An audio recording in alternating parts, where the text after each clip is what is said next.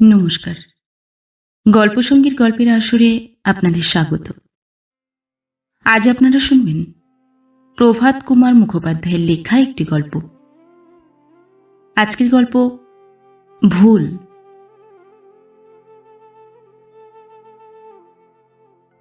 সন্ধ্যাকালে একজন সপ্তবিংশতি বর্ষীয় যুবক এবং দ্বাবিংশতি বর্ষীয়া একটি যুবতী ইডেন গার্ডেনের একটি জনবিরল এবং প্রায়ান্ধকার অংশে জলের ধারে বেঞ্চের উপর বসিয়াছিল।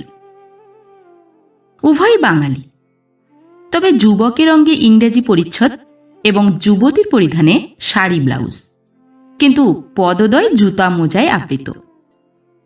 ইহারা উভয়ই রোমান ক্যাথলিক সম্প্রদায়ভুক্ত খ্রিস্টান। যুবকের নাম সরোজ রায় এবং যুবতীর নাম লিলি বা লীলাবতী সান্যাল। সরোজ বলিল, কতদিন আর তুমি আমায় আশায় আশায় রাখবে লীলা? আমি যে তোমায় কত ভালোবাসি তা কি আজও তুমি বুঝতে পারোনি? আমার ভালোবাসায় আজও কি তোমার সন্দেহ আছে? লীলা অন্ধকার জলের পানে চাহিয়া মৃদুস্বরে বলিল, না, সন্দেহ নেই সরোজ, কিন্তু। সরোজ মিনতির স্বরে বলিল, কিন্তু কি বলো, কেন তুমি আমায় নিতে রাজি হচ্ছ না? লীলা বিষণ্ণ স্বরে বলিল, তুমি জানো সরোজ, আমি তোমায় ভালোবাসি। তবে তবে কেন আপত্তি লীলা? তুমি আমায় ভালোবাসো, আমি তোমায় ভালোবাসি, তবে আর আমাদের মিলনে বাধা কি? আমার আয় কম বলে? বিবাহ করলে সে আয়ে আমরা ভদ্রভাবে সচ্ছলভাবে জীবনযাপন করতে পারবো না, এই যদি তোমার আপত্তি হয় তবে আমি অপেক্ষা করতে প্রস্তুত আছি। তোমায় তো বলেছি, আপিসের বড় সাহেব আমায় পাকা কথা দিয়েছেন।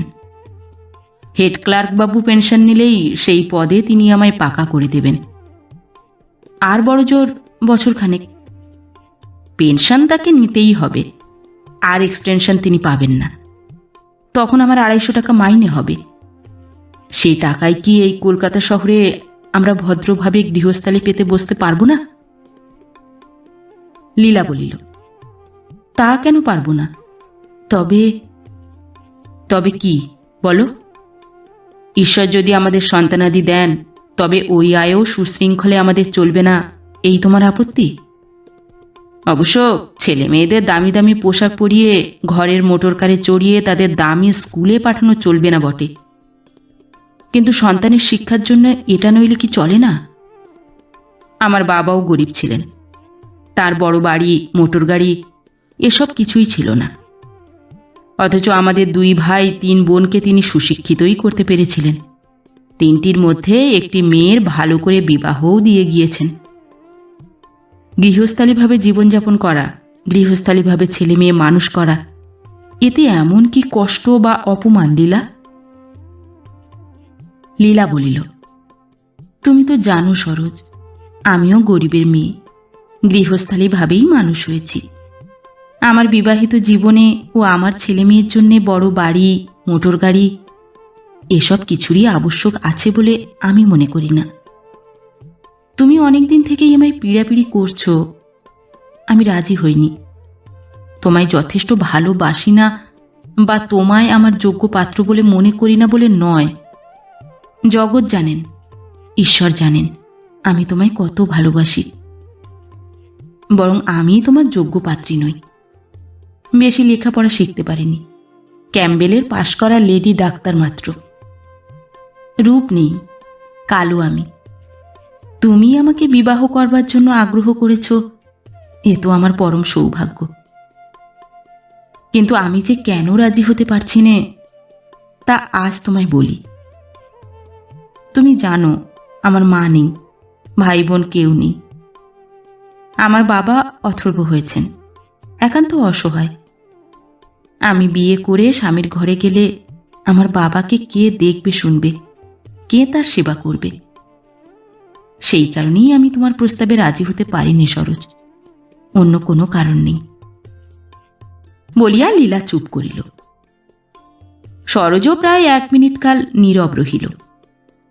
তারপর সে সন্তর্পণে লীলার একখানি হস্ত নিজ হস্তে গ্রহণ করিয়া বলিল, এইমাত্র তোমার আপত্তি লীলা? তা তুমি এতদিন কেন আমায় বলনি? তাহলে তো এর মীমাংসা অনেকদিন আগেই হয়ে যেতে পারত। তোমাকে বিবাহ করে আমি একদিন সুখী হব, আমাদের ভবিষ্যৎ ঘরকন্যার একটি ছবি এমন দিন নেই যে আমি কল্পনায় চিত্রিত করিনি। কিন্তু সে চিত্র থেকে তোমার বাবাকে আমি তো কোনোদিনই বাদ দিয়ে দেখিনি। তোমার বাবার কাছ থেকে তোমায় আমি ছিনিয়ে নিয়ে সংসার পাতব এমন হৃদয়হীন আমি তো নই লীলা। তাকে আমাদের সংসারে নিয়ে এসে আমাদের মাথার মণি করে রাখব। তুমি একা তার সেবা যত্ন করে থাকো, আমরা দুজনে মিলে করব, তাহলে আর তো কোনো বাধা নেই লীলা। লীলা বলিল, কিন্তু তুমি তো জানো সরোজ, তিনি বড়ই স্বাধীন প্রকৃতির মানুষ। তিনি যে জামাইয়ের সংসারে ভার বোঝা হয়ে বাস করতে রাজি হবেন এমন তো মনে করা যায় না। আমি কি হাতে পায়ে ধরেও তাকে রাজি করতে পারবো না? আশা কম, তুমি তাকে বলে দেখতে পারো। একটা কথা বলি, তুমি মনে কিছু দুঃখ করো না সরোজ। তুমি যদি মাসে মাসে তাকে সম্পূর্ণ খরচ তার কাছ থেকে নিতে স্বীকৃত হও, তাহলে তুমি আমি দুজনে মিলে তার হাতে পায়ে ধরে হয়তো তাকে রাজি করতেও পারি। সরোজ বলিল, ওই শর্তে ভিন্ন তিনি যদি রাজি নাই হন, তাহলে অগত্যা তাই হবে। দেখো, সকল বাধাই তো ঘুচে গেল। এবার তুমি বলো লীলা, তুমি আমায় গ্রহণ করবে? আমাকে আর সংশয়ের মধ্যে ফেলে রেখো না, আমাকে সুখী করো। লীলা বলিল, আমাকে পেলে যদি তুমি সুখী হও, তাহলে আমাকে তুমি নাও। 16 আনা লওয়া গির্জায় ভিন্ন অপর কোথাও তো সম্ভব নয়, তাই আপাতত সরোজ বায়না লইল। লীলাকে বুকে জড়াইয়া তাহাকে চুম্বন করিল। আজ 6 মাসের অধিককাল উভয়ে উভয়ের মন জানিয়াছে। উভয়ের এরূপ নিভৃত ও দীর্ঘকাল সাক্ষাতের সুযোগও বহুবার হইয়াছে, কিন্তু সরোজ বাক্যে ভিন্ন লীলার সহিত প্রণয়ী জনচিত ব্যবহার কোনোদিন করে নাই। তাহার ধর্মবুদ্ধি, তাহার ভদ্রতা জ্ঞান লেশমাত্র অসংযম হইতে এতদিন তাহাকে রক্ষা করিয়া আসিয়াছে। তারপর এ বিষয়ে দুজনে আলোচনা হইল। লীলার পিতা যখন ইহাদের অর্থের উপর কিছুমাত্র ভাগ বসাইতে সম্মত নহেন, সরোজ যাহা বেতন পায় এবং লীলা চিকিৎসা ব্যবসায়ে যাহা উপার্জন করে, তাহাতে ব্যয়বাহুল্য না করিয়া সস্তা অঞ্চলে একখানি ছোটখাটো বাড়ি লইয়া সাধারণ ভদ্রগৃহস্থের মতো থাকিলে এখনই এ দুটি প্রাণী সম্মিলিত জীবনযাপন করিতে পারে। ইউরোপীয় সমাজে বিবাহের দিনটি স্থির করিবার ভার একমাত্র কনের উপর। তদনুসারে সুখ মিলনের সেই দিনটি যত শীঘ্র সম্ভব নির্ধারণ করিবার জন্য সরোজ লীলাকে পীড়াপিড়ি করিতে লাগিল। লীলা বলিল, আচ্ছা তাই হবে গো, হবে। বাবার কাছে আগে সব কথা বলি, কাল সকালে তুমি আমাদের বাড়ি আসছো তো, সেই সময় শুনতে পাবে। সরোজ বলিল, আচ্ছা লীলা, আমি এক কাজ করি, এখনই তোমাদের বাড়ি যাই, চলো না। আমি বরং নিচে লুকিয়ে বসে থাকবো এখন। বাবার সঙ্গে কথাবার্তা কয়ে 1 মিনিটের জন্য তুমি এসে আমায় বলে যাবে। লীলা বলিল, না না, সে কি হয়, কাল সকালে এসে তুমি শুনবে। তোমার যে আর দেরি সইছে না দেখছি। মানুষের সহন শক্তির একটা সীমা তো আছে, আর কত সহজ হয় বলো। বলিয়া সরোজ প্রিয়তমার ওষ্ঠে একটি এবং উভয় গণ্ডে 2টি চুম্বন করিল।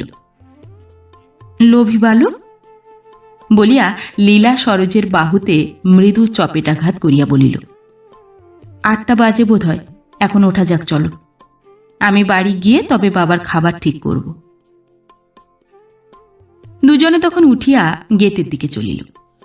বাহির হইয়া উভয়ে কালীঘাটগামী ট্রামে উঠিল।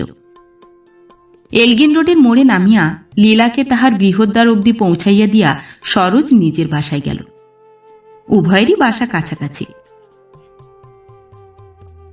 সরোজের এই বাসায় আরও 2-3 জন খ্রিস্টীয় যুবক বাস করেন, মেসেরই মতো। সরোজ নিজ বাসায় গিয়া ভৃত্যের নিকট শুনিল তাহার জন্য একখানি টেলিগ্রাম অপেক্ষা করিতেছে। তাহার মা ও ভাইয়েরা আসানসোলে থাকেন। ভাবিল হয়তো তাহাদেরই কাহারও কোনো অসুখ বিসুখ হইয়াছে। তাড়াতাড়ি নিজ কক্ষে প্রবেশ করিয়া টেবিলের উপর হইতে হলুদ বর্ণ খামখানি ছিঁড়িয়া টেলিগ্রামটি পড়িল। 1 বার, 2 বার, 3 বার পড়িল। উহা বোম্বাই হইতে আসিতেছে। জার্মান লটারির এজেন্ট তার করিয়াছেন। আপনার কৃত টিকিটখানি 50,000 পাউন্ড স্টার্লিং প্রাইজ লাভ করিয়াছে। আন্তরিক অভিনন্দন গ্রহণ করুন। 50,000 পাউন্ড, 7.5 লক্ষ টাকা। বিড়বিড় করিয়া এই কথা 2-3 বার উচ্চারণ করিবার পরই সরোজ সংজ্ঞা হারাইয়া সেইখানেই ভূমিশায়ী হইল। ক্যা হুয়া বলিয়া ভৃত্য চিৎকার করিয়া উঠিল।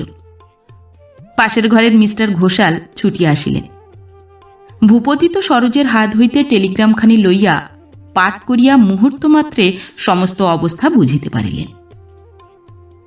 বাড়ির সামনেই রাস্তার অপর পারে বরফের দোকান ছিল। ভৃত্যকে বড় পানিতে ছুটাইয়া অন্য একজনকে ডাক্তার ডাকিতে পাঠাইলেন। ডাক্তার আসিবার পূর্বেই সরোজের জামা প্রভৃতি খুলিয়া তাহাকে বিছানায় শোয়াইয়া তাহার মাথায় বরফ প্রয়োগ আরম্ভ হইয়াছিল। সমস্ত রাত্রি ধরিয়া চিকিৎসা ও শুশ্রূষা চলিল।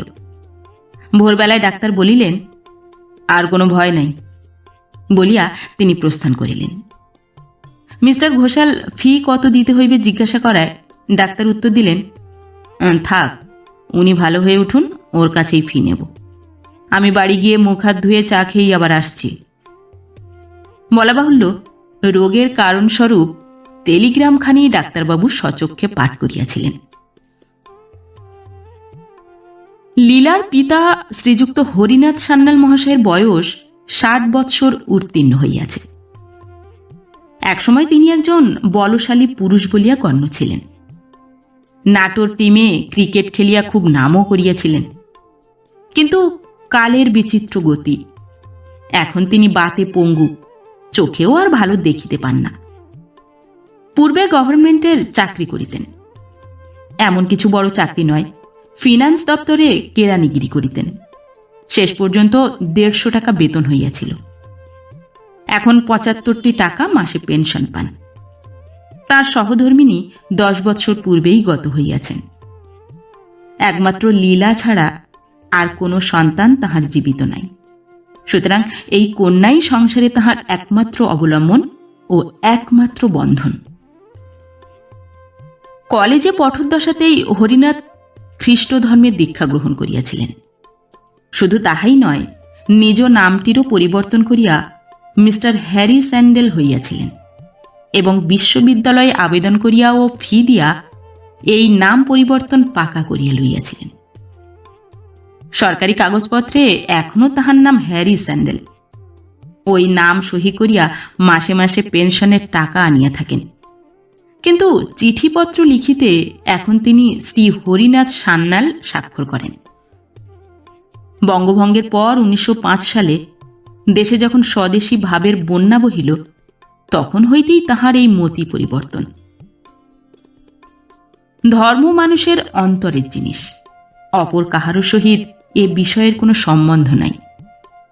যার মনের যা বিশ্বাস তাই তার ধর্ম। কিন্তু জাতীয়তা যে জন্মগত, খ্রিস্ট ধর্মে বিশ্বাস করেন বলিয়াই তাহাকে যে সাহেব হইতে হইবে এমন তো কোনো কথা নাই। বরং তাহা হইতে চেষ্টা করাই স্বজাতি ও স্বদেশদ্রোহিতা। একদিন কৌতূহলবশত স্যান্ডেল সাহেব কলেজ স্কোয়ারে বিপিন পালের বক্তৃতা শুনিতে গিয়াছিলেন। বক্তৃতাটি শেষ পর্যন্ত শ্রবণ করিয়া রুমালের চোখের জল মুছিয়া গোলদিঘি হইতে বাহির হইয়া সোজা তিনি ফ্রেন্ডস সোসাইটির কাপড়ের দোকানে প্রবেশ করেন এবং পকেটে যে কয়টি টাকা ছিল তাহা দিয়া মিলের ধুতি ও শাড়ি ক্রয় করিয়া বাড়ি আসেন। বহুকাল যাবৎ তিনি ধুতি পরিত্যাগ করিয়াছিলেন, বাড়িতে পায়জামা সুটি ব্যবহার করিতেন। সেদিন আপিসের ইংরাজি পোশাক ছাড়িয়া নূতন ধুতি একখানি পরিধান করিলেন। ভাবের আবেশে সেই কোড়া ধুতির গন্ধটিও যেন তাহার আতর গোলাপের তুল্য মনে হইল। মিসেস স্যান্ডেল অবশ্য পূর্ব হইতেই বাড়িতে বিলাতি ও বাহিরে যাইতে হইলে দেশি শাড়ি পরিতেন। স্বামীর অনুরোধে তিনিও বিলাতির পরিবর্তে স্বদেশী মিলে শাড়ি ধরিলেন। 5 বছরের মেয়ে লীলার নাম ছিল তখন লিলি বা লীল। তাহাকে হরিবাবু লীলাবতী করিলেন। পিতাকে সে ড্যাডি ও মাতাকে মাম্মি বলিত, তাহাকে বাবা মা বলিতে শিখাইলেন। টেবিল চেয়ারের পরিবর্তে কম্বলের আসন পাতিয়া ভাত খাওয়া প্রচলিত হইল। জীবনযাত্রা প্রণালীতে দেশীয় প্রথা অবলম্বনে কিছু ব্যয় লাঘবও হইল। একে মেয়েটি কালো, তাই তার নিজের তেমন অর্থ সামর্থ্য নাই। বিবাহের জন্য ভালো ঘরবর জুটিবে কিনা তাহা ঈশ্বরই জানেন। না যদি জোটে তাহা হইলে ভবিষ্যতে মেয়েটা কষ্টে না পড়ে, এই মনে করিয়া হরিনাথবাবু তাহাকে ডাক্তারি পড়িবার জন্য ক্যাম্বেল স্কুলে ভর্তি করিয়া দিয়াছিলেন। লীলা আজ 2 বৎসর হইল ক্যাম্বেল হইতে পাশ করিয়া বাহির হইয়াছে। মেয়ের প্র্যাকটিসের সুবিধার জন্য হরিনাথবাবু গলি মধ্যে পূর্ব বাসা ত্যাগ করিয়া এলগিন রোডে উঠিয়া আসিলেন। এই 2 বৎসরেই লীলা কিছু কিছু উপার্জন করিতে আরম্ভ করিয়াছে। বয়সও কম, ব্যবসায়ও নতুন ব্রতী, তাই লোকে এখনো তাহার চিকিৎসার প্রতি তেমন আস্থা স্থাপন করিতে পারে নাই। তবে চিকিৎসায় যত হোক না হোক, ধাত্রীবিদ্যা ও প্রসূতি পরিচর্যা সম্বন্ধে লীলার বেশ সুনামি হইয়াছে। পূর্ববর্ণিত যুবক সরোজ রায়ের সহিত ইহাদের পরিচয় 1 বৎসর মাত্র। সরোজ পূর্বে ইটালিতে বাস করিত। এ পাড়ায় সে উঠিয়া আসার পর আলাপ পরিচয়ের সূত্রপাত। যুবকটিকে সুশিক্ষিত ও সচ্চরিত্র দেখিয়া হরিনাথবাবু তাহাকে আদর আপ্যায়ন করিয়াছিলেন। মাস কয়েক মধ্যেই সরোজ ইহার নিকট উপস্থিত হইয়া লীলাকে বিবাহ করিবার বাসনা জানায় ও তাহার সম্মতি প্রার্থনা করে। হরিনাথ আহ্লাদের সহিত সে সম্মতি প্রদান করিয়া বলেন, বেশ তো বাবা, লীলা যদি রাজি হয় আমার তাতে কিছুমাত্র আপত্তি নেই। তুমি তার মন পাবার জন্য চেষ্টা কর। অসাধ্য সাধন সরোজকে করিতে হইবে না, ইহা বুড়া বিলক্ষণ জানিতেন। সরোজের প্রসঙ্গ উঠিবা মাত্র লীলা কেমন আগ্রহ ভরে তাহা শ্রবণ করে। কোনোদিন তাহার আসিবার কথা আছে, কিন্তু আসিতে বিলম্ব হইতেছে দেখিলে কিরূপ অধীর হইয়া ঘর বাহির করিতে থাকে, এবং আসিলে কিরূপ আনন্দ বিহ্বল হইয়া ওঠে, ক্ষীণ দৃষ্টি সত্ত্বেও এ সকল তাহার চক্ষু এড়ায় নাই। অতঃপর সরোজ লীলাকে লইয়া কোথাও বেড়াইতে যাইতে চাহিলে, কিংবা ইংরেজি থিয়েটার বা বায়োস্কোপের বৈকালিক অভিনয়ে লইয়া যাইবার অভিপ্রায় প্রকাশ করিলে হরিনাথবাবু প্রসন্ন মনে সম্মতি দিতে লাগিলেন। সরোজ অন্যদিন তো আসেই, প্রতি রবিবারে নিয়মিতভাবে এখানে আসে এবং ইহাদের সঙ্গে একত্র গির্জায় যায়। মাস 2 পরে একদিন হরিনাথবাবু কন্যাকে জিজ্ঞাসা করিয়াছিলেন, হ্যাঁ মা, সরোজ কি তোকে কোনো কথা বলে? হাজার হোক বাঙালির মেয়ে, পিতার প্রশ্নের মর্ম বিলক্ষণ বুঝিয়াও লীলা ন্যাকা সাজিয়া জিজ্ঞাসা করিল, কি কথা বাবা? হরিনাথ বলিলেন, সরোজ আমার কাছে পূর্বে বলেছিল তোকে সে বিয়ে করতে চায়। তোর কাছে সেরকম প্রস্তাব সে করেছে? লীলা লজ্জায় রাঙা হইয়া বলিল, ও, সে কথা তো মাঝে মাঝে বলেন, আমি রাজি হইনি বাবা। কেন মা? সরোজ তো বেশ ছেলে, কেমন ভদ্র, কেমন শিক্ষিত, কেমন সচ্চরিত্র, চাকরিতেও সুনাম করেছে, ক্রমে উন্নতিও হবে। তবে কেন তুই আপত্তি করেছিস? হ্যাঁ বাবা, আমি কি তোমার এতই ভার বোঝা হয়েছি যে তুমি আমায় বিদায় করতে চাও?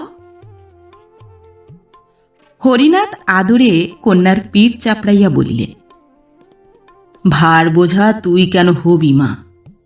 বরং তুই মেয়ে হয়েও আমার ছেলের কাজ করছিস।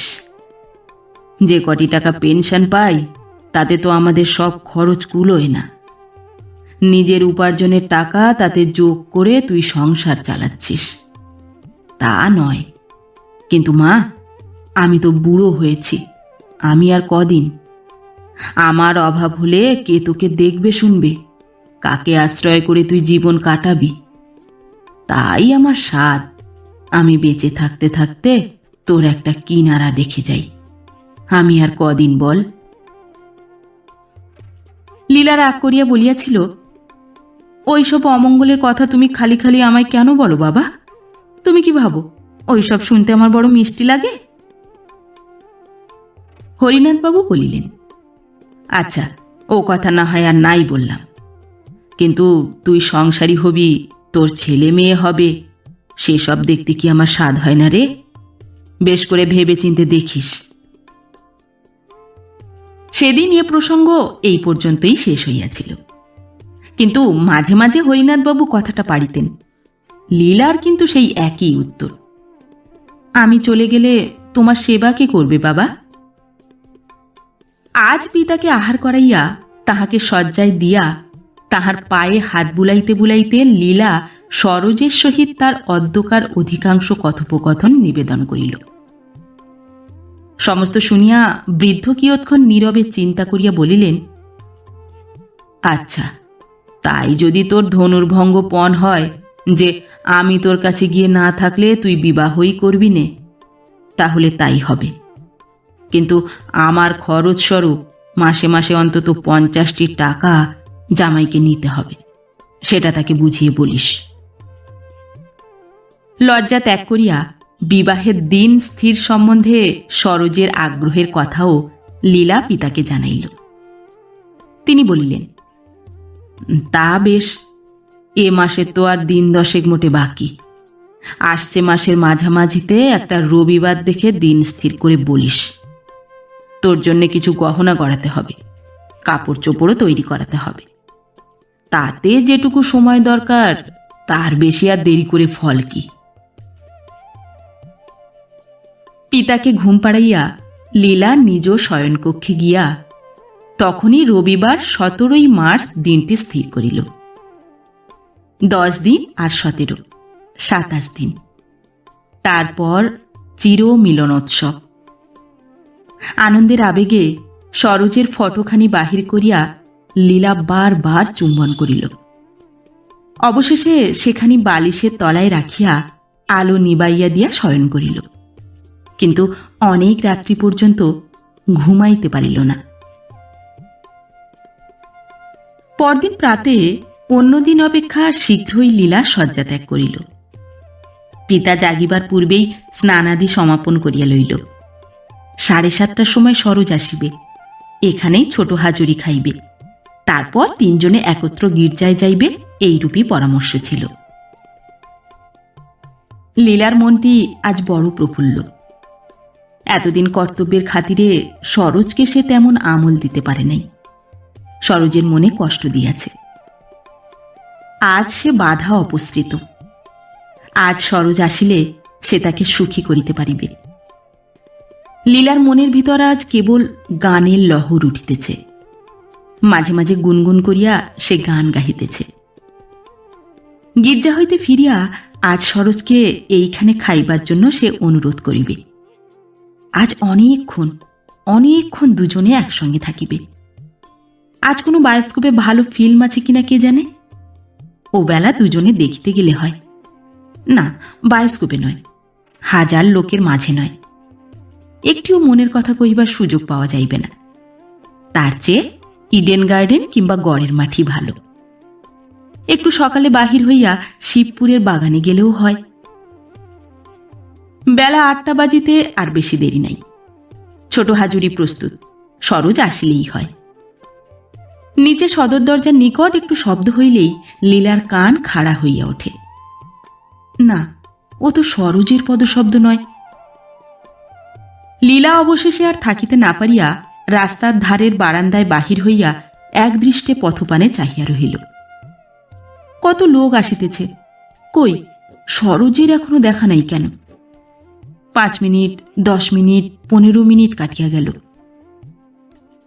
পিতার চা পান ও ছোট হাজুরির সময় উত্তীর্ণ হয় দেখিয়া লীলা বাবুর্চিকে চা ভিজাইয়া টোস্ট সেঁকিতে হুকুম দিল। 8:30 বাজিল। লীলার মনে কু গাহিতে আরম্ভ করিল, হঠাৎ সরোজের কোনো অসুখ করিল না তো? নহিলে যে মানুষ কাল রাত্রেই আসিবার জন্য উদ্যত, সে আজ নির্ধারিত সময়ে আসিয়া পৌঁছিল না? ইচ্ছা হইতে লাগিল সরোজের বাসায় বয়কে পাঠাইয়া সংবাদ লয়, কিন্তু বয় এখন গেলে পিতার চা পানে আরও বিলম্ব হইয়া যাইবে। তাই সে ইচ্ছা পরিত্যাগ করিল। পিতাকে আনিয়া ছোট হাজুরি খাইতে বসাইল। চা পান করিতে করিতে হঠাৎ হরিনাথবাবু স্মরণ হইল। কন্যাকে জিজ্ঞাসা করিলেন, কই সরোজ তো আজ এলো না? লীলা ম্লান মুখে বলিল, আজ তো বরং অন্য রবিবারের চেয়ে সকালেই তার আসবার কথা ছিল বাবা, কি জানি কি হলো। বোধ হয় কোনো কাজে আটকে পড়েছে বলিয়া হরিনাথবাবু চায়ের পাত্রটি শেষ করিলেন। বারান্দায় ইজি চেয়ার পাতা আছে। ছোট হাজুরির পর হরিনাথবাবু তাহাতে বসিয়া ধূমপান ও স্টেটসম্যান সংবাদপত্র পাঠ করেন। আজও যথারীতি সেই চেয়ারে গিয়া বসিলেন। বয় গুড়গুড়িতে তামাক দিয়া গেল। কিয়ৎক্ষণ ধূমপানের পর পকেট হইতে চশমাখানি বাহির করিয়া চোখে লাগাইয়া স্টেটসম্যানের ভাঁজ খুলিয়া পাঠে মনোনিবেশ করিলেন। লীলা খানা কামরায় গৃহকার্য করিতেছে এবং মাঝে মাঝে বারান্দায় বাহির হইয়া এদিক ওদিক যাইতেছে। হঠাৎ একসময় হরিনাথবাবু চিৎকার করিয়া উঠিলেন, লীলা শোন শোন, শুনে যা। লীলা সেলভিট কাপড় দিয়া একটা কাচের গ্লাস পালিশ করিতে করিতে বাহির হইয়া বলিল, কি বাবা? কাগজখানা কন্যার হাতে দিয়া একটা স্থান দেখাইয়া বলিলেন, পড় এইখানটা। বড় বড় হেডলাইন দিয়া তাহার নিম্নে মিস্টার সরোজনাথ রায়ের অসাধারণ সৌভাগ্যের সংবাদটি লিপিবদ্ধ হইয়াছে। লীলার হাত কাঁপিতে লাগিল। অবশেষে তার হাত হইতে কাগজখানি পড়িয়া গেল। নিকটস্থ চেয়ারখানাতে বসিয়া পড়িয়া বলিল, হ্যাঁ বাবা, তাহলে কি হবে? হরিনাথবাবু কন্যার দিকে চাহিলেন, কিন্তু তিনি ক্ষীণ দৃষ্টি, মেয়ের মুখ যে কত ফ্যাকাশে হইয়া গিয়াছে তাহা বুঝিতে পারিলেন না। লীলা আবার বলিল, কি হবে বাবা? ঈশ্বরকে ধন্যবাদ দে মা, তিনি তোকে রাজরানী করে দিলেন। কি অসীম দয়া তাঁর।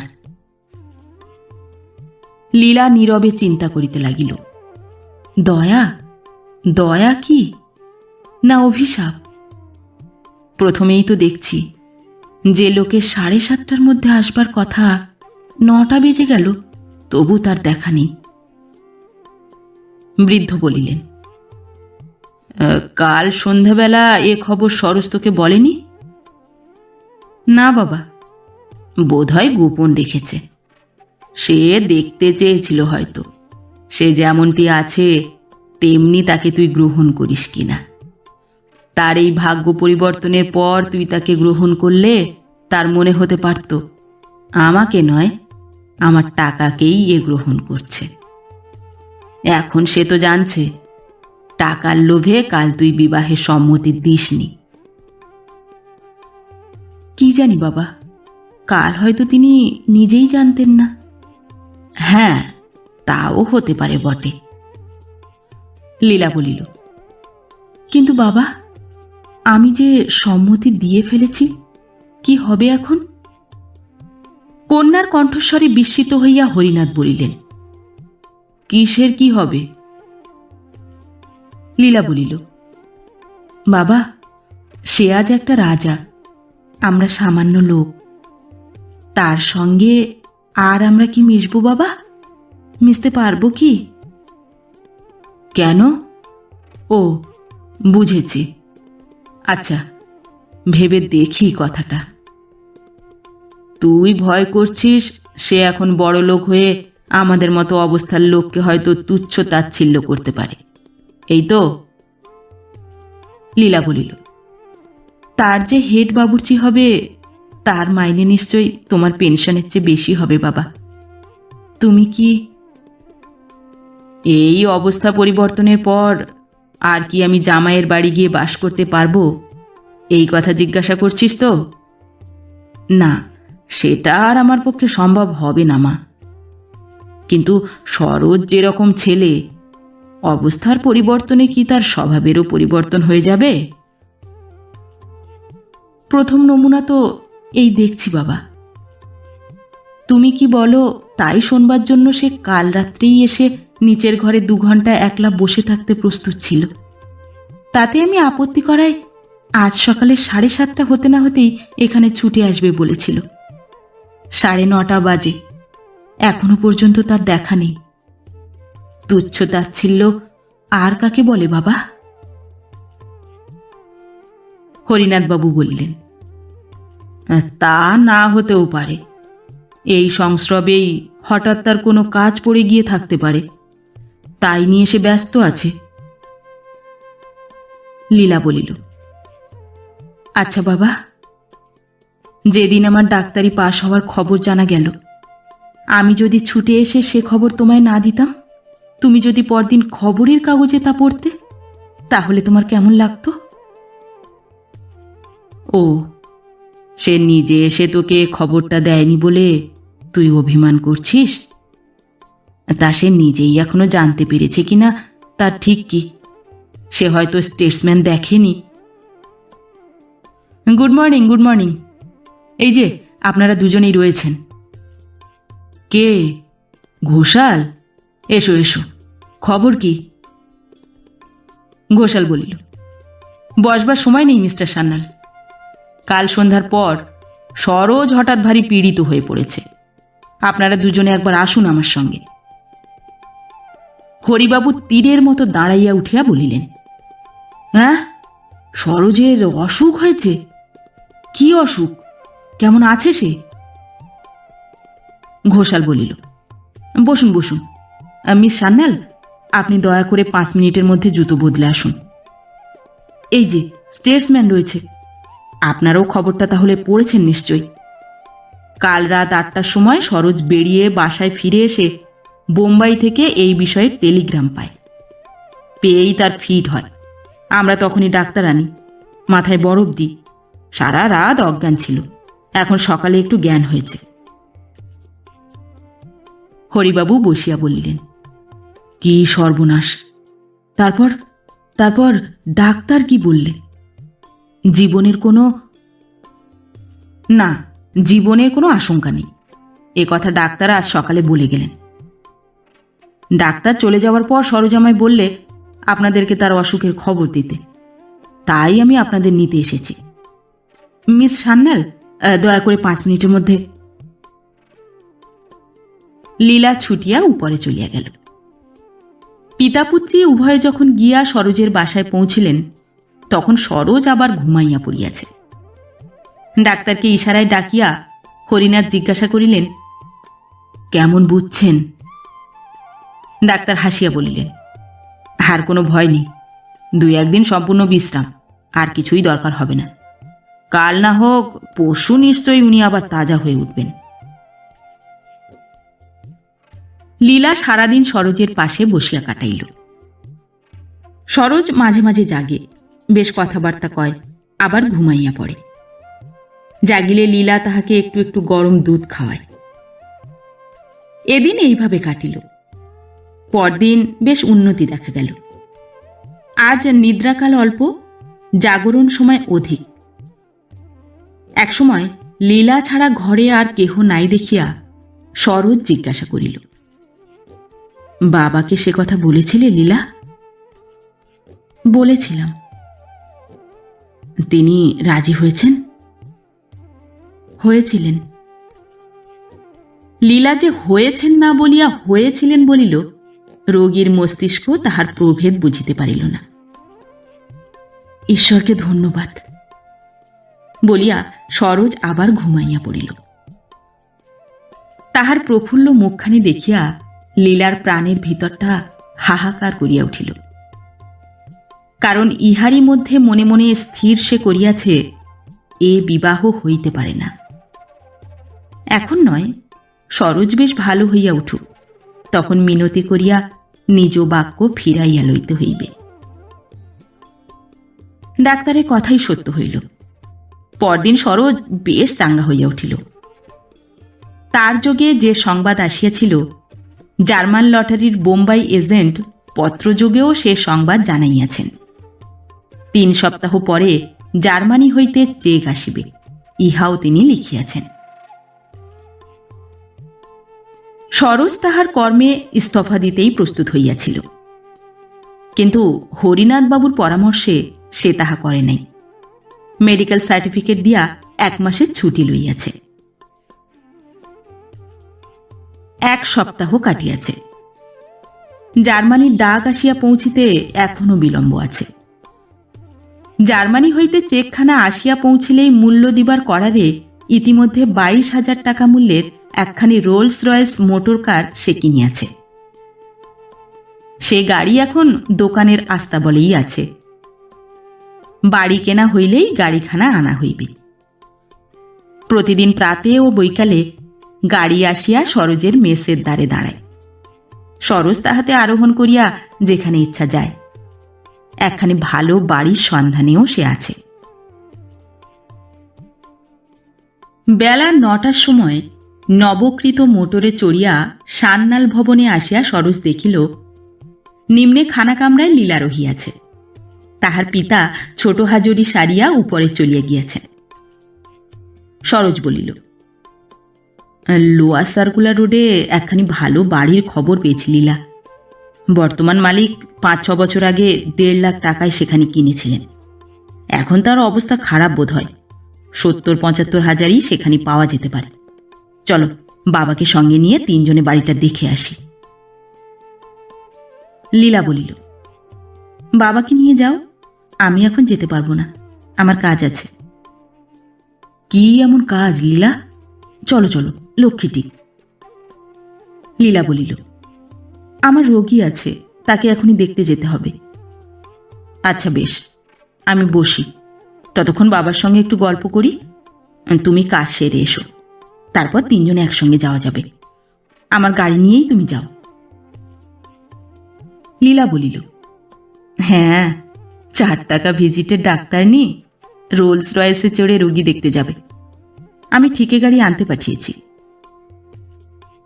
সরোজ লীলার হাত দুখানি ধরিয়া বলিল, আচ্ছা, আজকাল তুমি এমন কেন হয়ে গেছো লীলা? আমার কাছ থেকে যেন দূরে দূরে থাকতে চাও। কেন? আমি কি করেছি? তোমার কাছে আমি কি কোনো অপরাধ করেছি? না, অপরাধ তুমি কেন করবে? বলিতে লীলার বুক কাঁপাইয়া একটি দীর্ঘ নিঃশ্বাস পড়িল। বাহিরে ছক্কর গাড়ি দাঁড়াইবার শব্দ হইল। আচ্ছা, আমি তাহলে চললাম, ফিরতে আমার দেরি হতে পারে। তুমি বাবাকে নিয়ে বাড়ি দেখে এসো। বলিয়া ডাক্তারি ব্যাগ হাতে ঝুলাইয়া লীলা বাহির হইয়া গেল। সরোজ একটা দীর্ঘ নিঃশ্বাস ফেলিয়া আপন মনে বলিল, কি জানি, কিছু বুঝতে পারছি না। বাস্তবিকই সরোজের নিকট লীলার ব্যবহার আজকাল অত্যন্ত দুর্বোধ্য হইয়া পড়িয়াছে। নির্জনে পাইয়া তাহাকে কোনরূপ আদর করিতে গেলেই সে সরিয়া দাঁড়ায়, মুখখানি সদাই বিষণ্ণ করিয়া থাকে। কে জানে তার কি হইল। বাড়ি দেখিয়া ফিরিবার সময় হরিনাথবাবু সান্ধ্য ভোজনের জন্য নিমন্ত্রণ করিয়া সরোজকে বিদায় দিলেন। লীলা তখনও রোগী দেখিয়া ফেরে নাই। রাত্রিভোজন শেষ হইলে লীলা সরোজকে বলিল, তুমি একটু বসো, আমি বাবাকে শুইয়ে দিয়ে আসি। দ্বিতলের ভিতরের বারান্দার রেলিং ধরিয়া সরোজ দাঁড়াইয়া রহিল। চৈত্র মাসের সুবিমল জ্যোৎস্নাধারায় গগন ভুবন প্লাবিত। মিনিট 10 অপেক্ষা করিবার পর লীলা ফিরিয়া আসিল। সরোজ বলিল, লীলা, এসো, এই বারান্দায় এসো। লীলা বারান্দায় গেলে সরোজ বলিল, আজ কি সুন্দর জ্যোৎস্না উঠেছে দেখো লীলা, লীলা ক্ষীণ স্বরে বলিল, বেশ। আমার কি ইচ্ছে হচ্ছে জানো, এই জ্যোৎস্নায় দুজনে ময়দানে কিংবা ব্যারাকপুর রোডে খানিক বেরিয়ে আসি। যদি হুকুম করো, সম্মুখের বাড়ি থেকে এখনই আমি ফোন করে গাড়িটা আনাই। লীলা বলিল, বাবা ঘুমিয়েছেন। তার বিনা অনুমতিতে রাত্রে আমার সঙ্গে বেড়াতে পারো না, এই কথা বলছো তো? দুদিন বাদে যে তোমার স্বামী হবে তার সঙ্গে রাত্রে তুমি বেড়াতে বেরুলে বাবা নিশ্চয়ই রাগ করবেন না। বলো লক্ষ্মীটি, গাড়ি আনাই। লীলা দৃঢ়স্বরে বলিল, না। সব কথাতেই না, না না না, এই তোমার বুলি হয়েছে। এমন পাষাণ কেন হলে লীলা? এমন তো তুমি ছিলে না। আচ্ছা, বেড়াতে না যাও না যাবে, এসো, এইখানে আমরা অনেক রাত্রি পর্যন্ত বসে দুজন গল্প করি। তোমাতে আমাতে একসঙ্গে বসে মনের কথা কইনি যেন কতকাল, কত বছর। বলিয়া সরোজ লীলার হস্ত ধরিয়া তাহাকে নিজের দিকে আকর্ষণ করিল। না বলিয়া লীলা হাত ছাড়াইয়া দূরে সরিয়া দাঁড়াইল। সরোজ দুঃখিত স্বরে বলিল, কেন লীলা? তুমি কি আমায় আর সহ্য করতে পারছো না? আমি কি তোমার চক্ষুশূল হয়েছি? তোমায় বিরক্ত করছি? চলে যাব? না। ওগো মিস না, ওগো না সুন্দরী, তোমার মুখে কি না ছাড়া অন্য কোনো কথা জীবনে আর শুনতে পাবো না? লীলা বলিল, সরোজ, তুমি মনে দুঃখ করো না। তোমায় বিবাহ করা আমার পক্ষে এখন অসম্ভব। আমি তোমায় যে বাক্য দান করেছিলাম, দয়া করে সে বাক্য আমায় ফিরিয়ে দাও। সরোজ লীলার কাছে সরিয়া আসিয়া কিন্তু তাহাকে স্পর্শ না করিয়া বলিল, সে কি বলছো তুমি?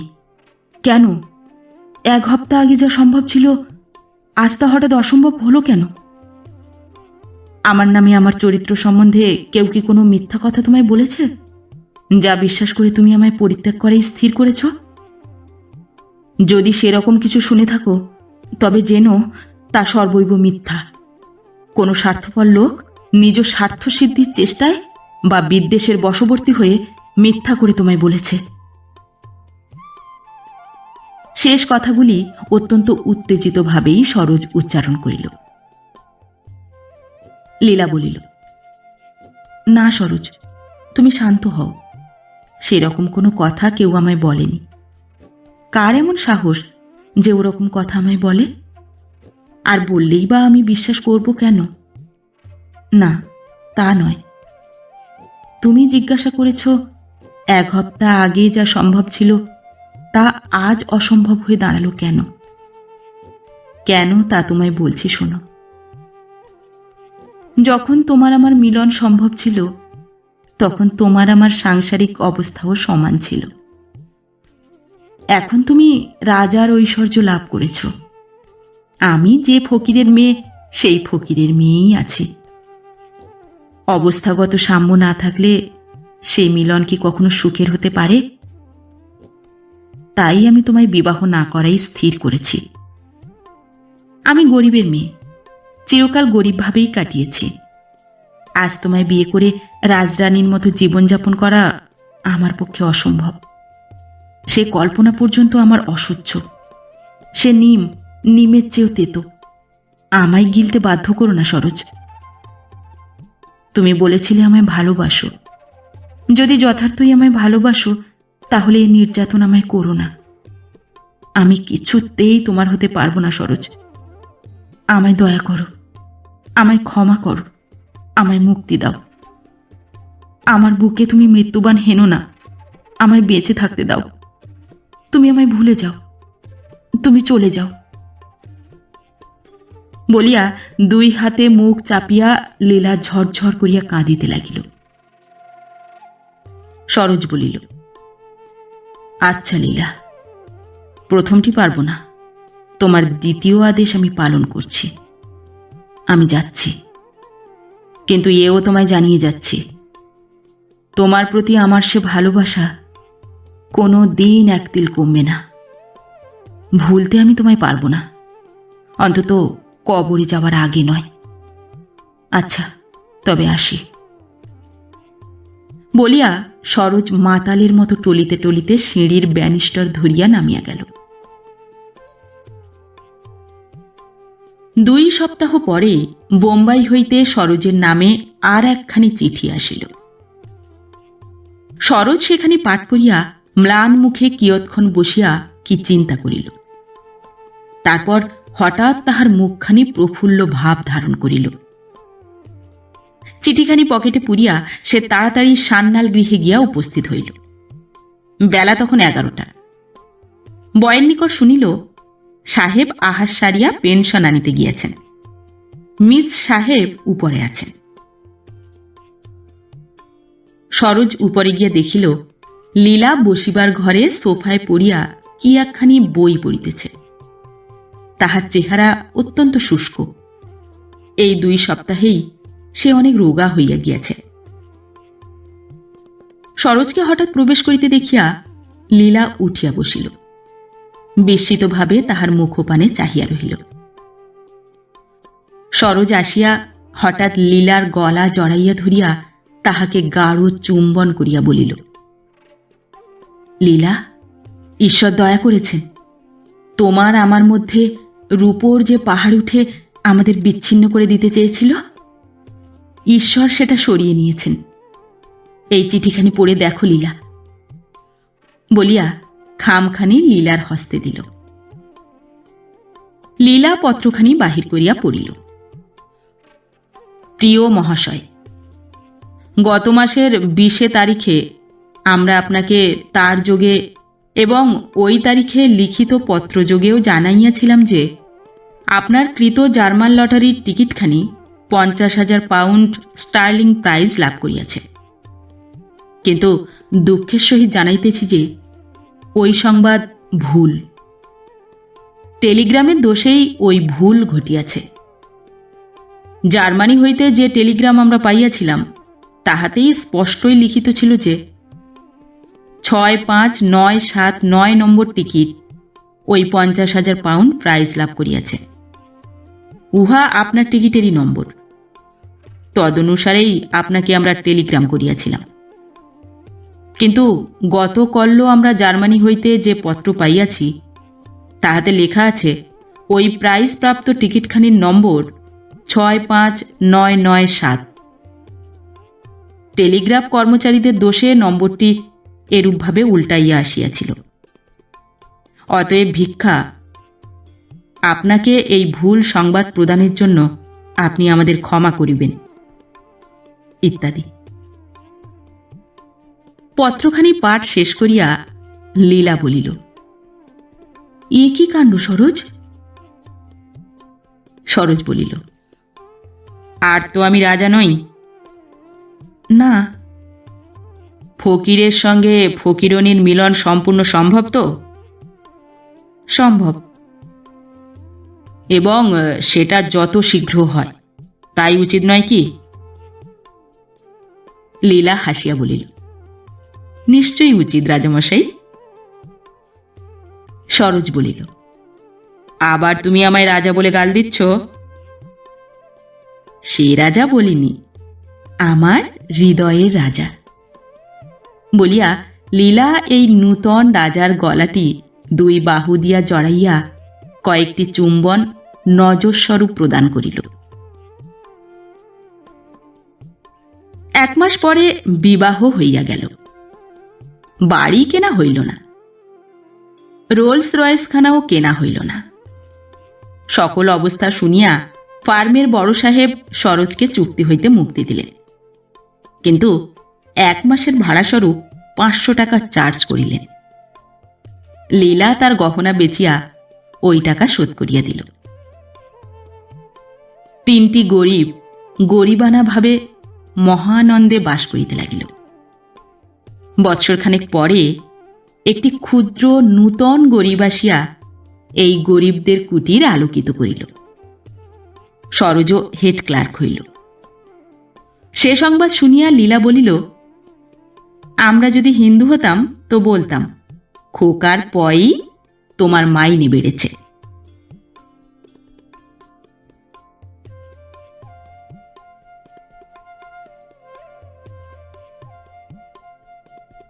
নমস্কার।